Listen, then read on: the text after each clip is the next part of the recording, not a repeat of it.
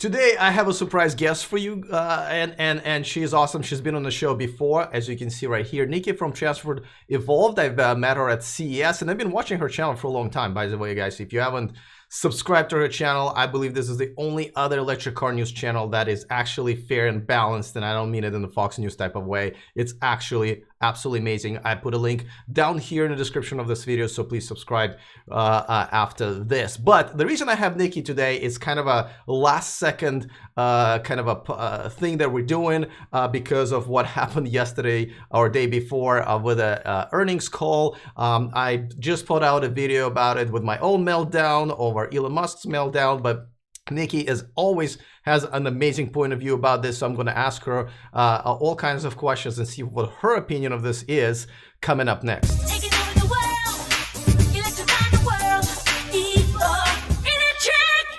All right, so thank you for those of you who are watching me on Patreon Live right now. Again, I know this might be a little inconvenient because this has not been scheduled ahead of time, but I'm glad to have her here. And of course, if you're watching me on YouTube, please consider subscribing so you don't miss anything moving forward. And of course, don't forget to subscribe to Nikki's channel. So without further ado, let me welcome Nikki to the show. Nikki, thank you so much for being here once again. So great to have you interview, talk again. It's great fun being on your channel. Yeah, now I know we only have a limited time right now, and we're just gonna talk about Elon Musk's little, hissy fit that he threw a couple days ago. But I would love to have you on at some point because I have a million questions. But today, what the hell just happened with Elon Musk? What is your opinion on this? Okay, so I mean, we could go all completely psychoanalytical on Musk and talk about, how well he was probably bullied as a child, and so he's now proving the naysayers wrong, and he's had enough of people asking him questions about things that he doesn't feel he has to prove to anybody, and he'd much rather talk about the cool stuff going on in his company. But here's the big problem with all of this. The analyst call, the Q1 earnings call, is for the very people that Musk told were asking boring questions and mocked. And I think that's probably why Wall Street reacted the way it did. I mean, Tesla shares dropped $30. It was crazy. Yeah. Yeah, but explain this to me, right? This is an earnings call. This is not supposed to be a show. This is not supposed to be, this is supposed to be the boring type of a call. The questions were actually very much on par. Those two questions that he shut down, something that I thought was very important, something that wasn't including in an earnings report. But he did take the questions from that YouTuber guy who've asked the questions where the answers were already in the report or completely irrelevant to the report. Why? Yeah, I mean, it was almost as if, we all of us, you, me, everyone, we all like to be told that we're right. We all like to be told that what we're doing is the best it could possibly be. And it's almost as if those questions being asked were there to serve as a validation for Musk. Look, I mean, one of the questions he shut down was a question about, how many people, what's the conversion rate, essentially? How many people are taking their Model 3 reservation and switching that over to an actual order? Now, obviously, the Model 3 reservation process happened before anybody got to see the car in a lot of cases. And there are lots of people who signed up to buy a Model 3 without even knowing what it looked like. And so those people were hooked on the $35,000 price tag, right? The headline price that Musk and Tesla has used all along. And we still haven't seen that car yet. And so, that question, how many people have opted to buy a Tesla Model 3 straight away versus how many are deciding to wait or how many are not even bothering anymore, is super important from a value point of view, from a business point of view, from a stocks and shares point of view. If a Model 3 customer decides to go for the affordable $35,000 model, and they say, okay, we want to hold on to our reservation, but we're going to delay it, that's going to mean something very different to Tesla than if they say, okay, we acknowledge that this $35,000 car isn't available right now. Here's 60 grand. Please give us the one we can have with the premium package, with the long range battery pack, with, you know, fully enabled autopilot, etc., etc. That's going to mean something very different for Tesla's balance sheet. It's going to mean something very different for Tesla investors, because they are going to want to see people buying the high-end models, because the high-end models, Tesla's proven this in the past, are the models that make Tesla the most money. And what do investors want to see from Tesla? Tesla making money. Absolutely. But I agree with you, and I'm sure he knows that somewhere. What is that is really getting him off lately? Because I mean, let me show you a tweet that he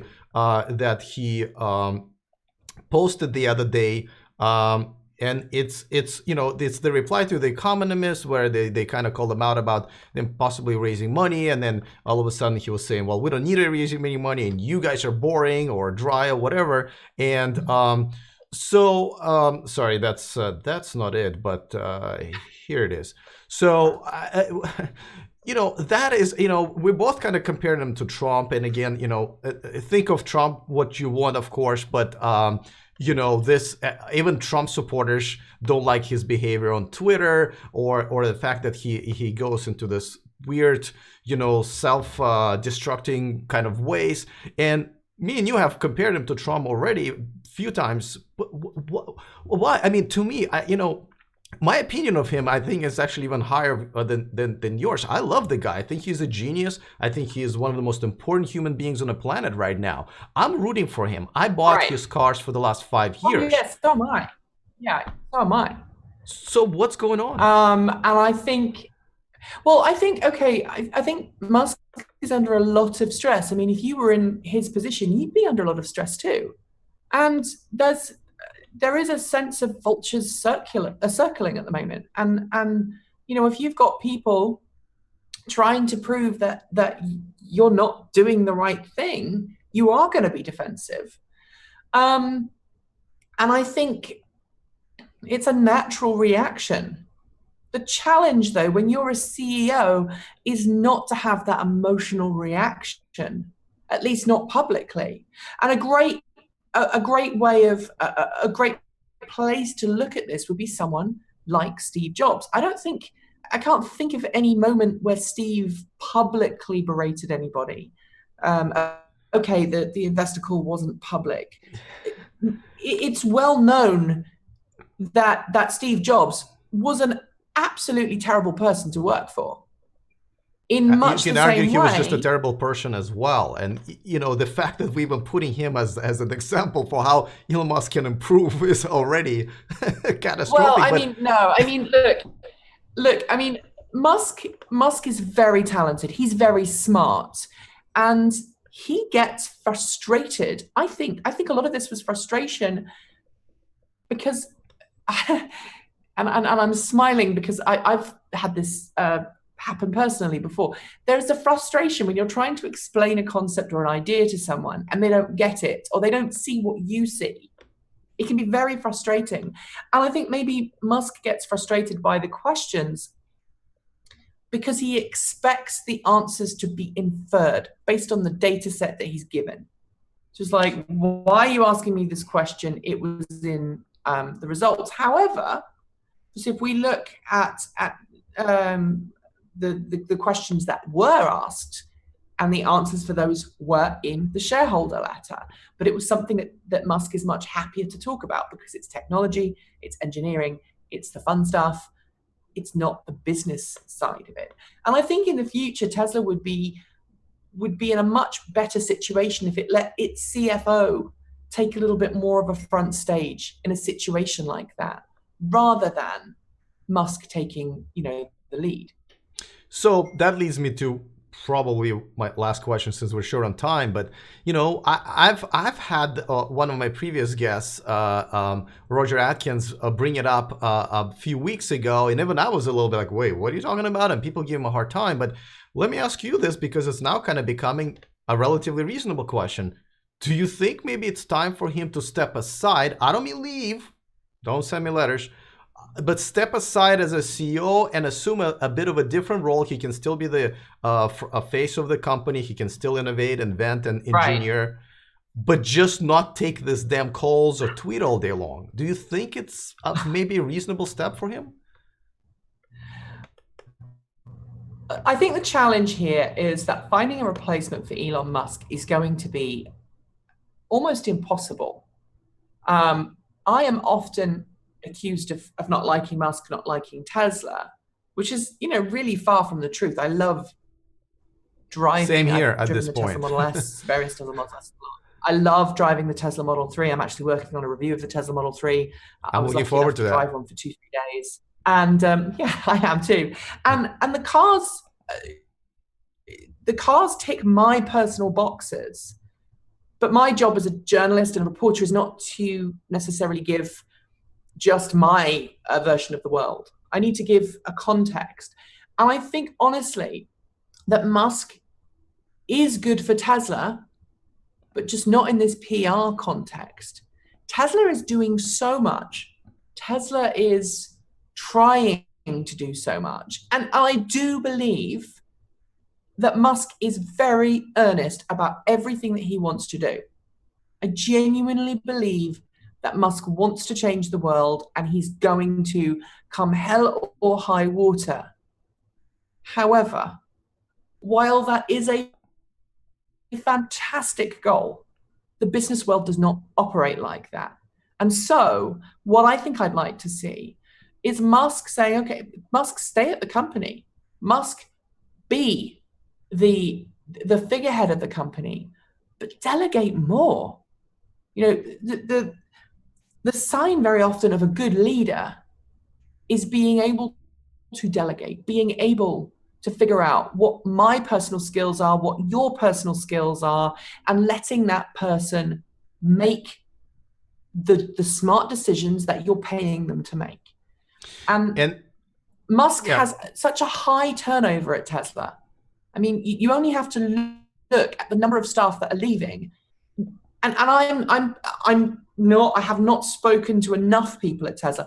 I do regularly speak to people who leave at Tesla, and 95% of the time they are burnt out. But I also think people leave because they're not feeling valued, because they're not feeling like they are being given any control. And maybe this controlling side of Musk's personality is causing these issues. So, I already mentioned this to you personally and on my previous video. As a fan of his, as a person, as a leader, and a fan of the brand, I'm definitely disappointed. I'm dumbfounded what's been happening. But at the same time, I want to know, I want to move forward, right? What do you think will take now for this to kind of blow over, for him to get back on a high horse and continue leading this company into the successful direction, rather than just continue this meltdown and maybe doing more damage? Where would you like this to go from now on? Honestly, I think Tesla needs to pare down and focus on one, maybe two projects that it can do really well. I've heard lots of analysts recently say Tesla is an engineering house, and that's its speciality. And yes, Tesla's making cars. Yes, Tesla's making fantastic leaps. But Tesla needs to slow down and focus on each step and make sure that that foundation is super solid. The issues that Tesla has been talking about, Musk talked about yesterday or the day before, sorry, with the fluffer bot. I mean, hello. So many These bizarre problems things. are only there because somebody decided they needed a robot to do that. Although part of me wonders if the fluffer bot is even real and it's just Elon Musk's nerdy sense of humor coming into play. Because the more I think about fluffer bots, the more I'm thinking, I think he's probably having a joke with us. So Either what do they way, need to do forwards? What do they need to do moving forwards? They need to slow down. They need to focus on their core competencies and less haste, more speed. You know. Well, I think you're I think you're more calm about this than I am, and I think you're a little bit yeah. I've been in the industry I had a long all time. this. I've seen it I happen had all before. this notes that I wrote down as I was listening to him, and just because Anyway, listen, both of us got to go pretty soon, so I really appreciate you coming on. We got to do this again because I can talk to you for hours. Yeah. I know it was last second. I really appreciate it. For those of you guys who haven't seen Nikki's channel, well, you must. It's in the description of this video. Nikki, I know you have a video about the i3 right now, and you have one about Tesla Model 3 coming up as well. Yeah, so I'm away next week. So I'm basically on a vacation for the best part of a week, and so I've got. I was in San Francisco recently, and I tried out the Scoot service. I've actually got a CES video still to finish. And I've got the Tesla Model 3 review. All of those videos I'm hoping to have ready and out next week, and if not, they'll be out in the intermediate time. And we're a small team like you. I mean, we had the wonderful Kate Watt and Elliot give us a video on the i3 yesterday. But hey, I'm really looking forward to collaborating with you again in the future. Maybe we can do something next year at CES. Absolutely. Thank you so much for being on the show. Really appreciate it. I hope to do this again very soon. Thank you. All right, guys. Just like I said in the description of this video, you should find the link to her channel. And of course, we're going to continue this conversation. I'm sorry I had to bump John LaFleur, the VP of Workhorse, from today, but I will repost that video in a couple of weeks because Henrik Fisker is going to be here next Saturday, and I'm certainly looking forward to that. So thank you so much for watching this short but really cool interview, because I always enjoy talking to Nikki. Other than that, see you guys next time, and remember to stay charged.